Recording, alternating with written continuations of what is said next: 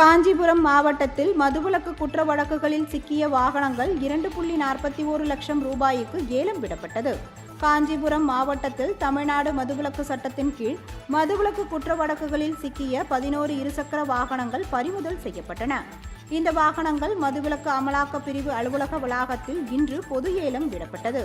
அப்பொழுது தாலியை வைத்து வாங்கிய இருசக்கர வாகனம் கணவர் தவறால் ஏலத்தில் விடப்பட்டதை கண்டதும் கண்ணீர் விட்டு அழுத பெண், இனி என் கணவர் இதுபோன்ற தவறு செய்ய மாட்டார் என உறுதியளித்ததால் குறைந்த விலைக்கு அந்த வாகனத்தை போலீசார் ஒப்படைத்தனர்.